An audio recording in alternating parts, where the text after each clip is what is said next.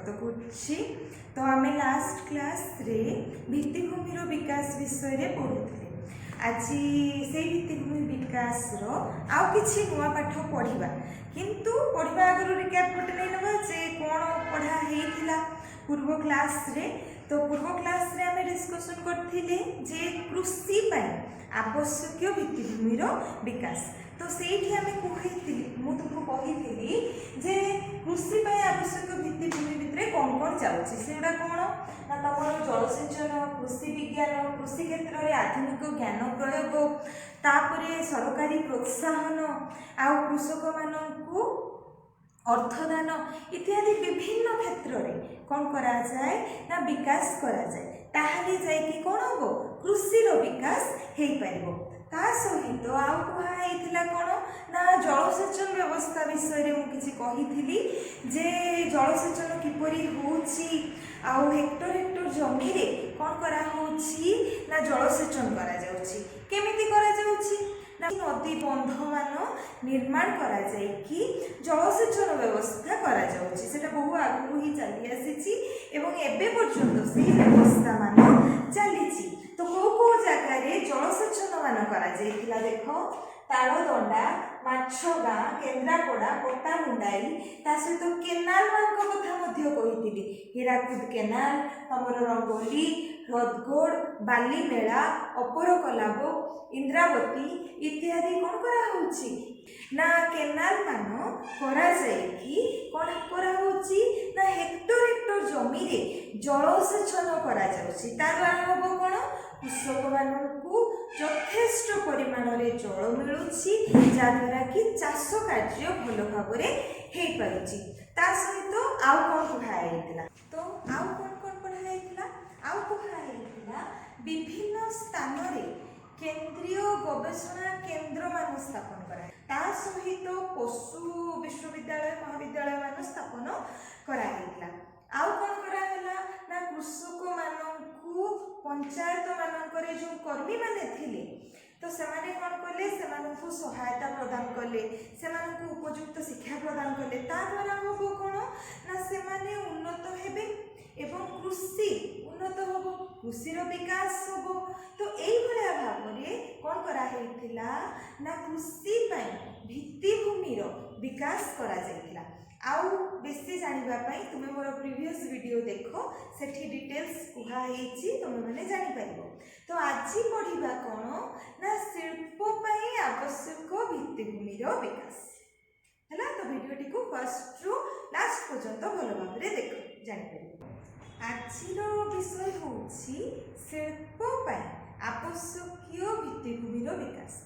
तो प्रथमे तुमको पूर्व क्लास रे मु कहिछि जे शिल्पोद्योगी मानकर अनिच्छा जेहेतु रही थाए बा रहुछि, सेथि पई शिल्पर विकास रे असुविधा होतला, जोथि पई कि हरिकृष्ण महताब विदेशी शिल्पोद्योगी मानन किपरि भारत को आनी हबो बा ओडिसा को आनी हबो ता पई सरकारक पाखरे अनुरोध मध्ये करिथिले।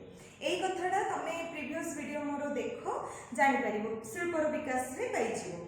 तो सेही शिल्पोद्योगी माननकु जेतेबेले आमे ओडिसा को आनिबा तो सेतिकी सुविधा सुजोग जदि सेमानकु न दिया जाए ताहले सेमाने काहेकि शिल्पर बा सेमाने एठी काहेकि शिल्प स्थापन करिवे, हा ना नहीं। तो सेति पई कोन करा हला, प्रथमे सेही शिल्पोद्योगी माननको पई बा शिल्पर विकास पई जो भित्तिभूमि गुडा को प्रथम आवश्यक सेही गुडिकर विकास पई चेष्टा कले। सेगुडा कोन कोन थिला ना परिवहन सुविधा, आवश्यक जमी और जल, उन्नत जोगाजोग और गमनागमन व्यवस्था, प्रशिक्षित मानव शक्ति, बिजुली शक्ति तथा शिल्पोद्योगी मानक प्रशिक्षण। तो यही सब विभिन्न कौन करागला ना व्यवस्था यही सब आधार रे कौन करागला ना उन्नति करिया पई चेष्टा करागला। ता द्वारा होबो कोन ना एगुडार जदि विकास हैला ताहले शिल्पर विकास हेइ परिबो एवं शिल्पोद्योगी माने ओडिसा को आसीबे, शिल्पर विकास हेइ परिबो। ता सहित आउ कोन करागला, सरकारक द्वारा चाष अनुपयोगी जमी गुडा को चिन्हट करागला। सेठी कोन करा हबो ना जेतेबेले चाष अनुपयोगी जमी चिन्हट हबो ता द्वारा हबो कोन ना सेमाने सेठी ଶିଳ୍ପାଞ୍ଚଳର ବିକାଶ ହେବ, ଶିଳ୍ପର ସ୍ଥାପନା କରାହେବ, ତା ଦ୍ୱାରା ଶିଳ୍ପର ବିକାଶ ହେଇପାରିବ। ତ ଏଇଭଳିଆ ଭାବରେ ଶିଳ୍ପର ବିକାଶ ପାଇଁ ବ୍ୟବସ୍ଥା ମାନ କରାଯାଇଥିଲା।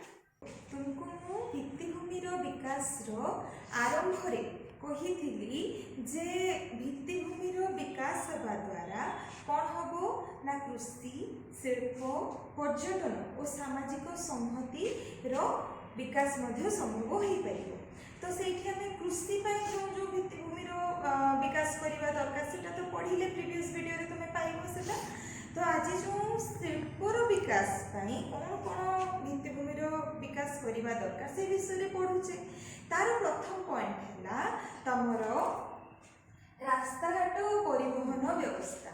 ରାସ୍ତାଘାଟ ମାନେ ଯେଉଁ କୃଷି, ଶିଳ୍ପ, ପର୍ଯ୍ୟଟନ ଓ ସାମାଜିକ ସଂହତି ପାଇଁ କ'ଣ ଦରକାର ନା ଉନ୍ନତ ଗମନାଗମନ ବ୍ୟବସ୍ଥା ରହିବା ଦରକାର।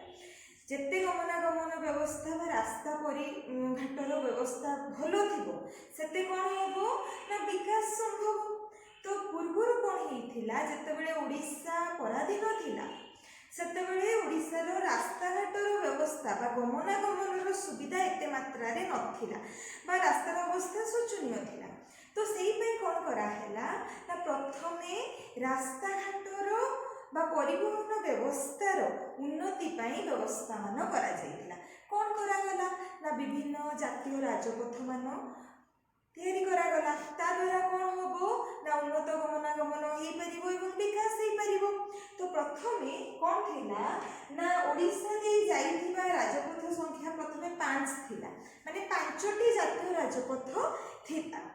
କ୍ରମେ ତାହା ବୃଦ୍ଧି ଘଟି ସେଟା 5ରୁ ହେଇଛି କେତେ ନା 15ଟା ବର୍ତ୍ତମାନ ଜାତୀୟ ରାଜପଥ ରହିଛି, ଯାହାଦ୍ୱାରା କି ବା ଯେଉଁ ରାଜପଥ ଦେଇ ଗମନାଗମନ ସହ ପରିବହନ ବ୍ୟବସ୍ଥା ମଧ୍ୟ ହେଇପାରୁଛି। ସେଇ ରାଜପଥର ଦୈର୍ଘ୍ୟ କେତେ ନା 3655 କିମି ହେଲା। ତ ଆଜି ଦେଖିବା ଯେ କ'ଣ କ'ଣ ରାଜପଥ ଅଛି, କେତେ ନମ୍ବର ରାଜପଥ ଓଡ଼ିଶା ଦେଇ ଯାଇଛି। ତ ସେଇ ରାଜପଥର ନମ୍ବର ଗୁଡ଼ାକ ହେଉଛି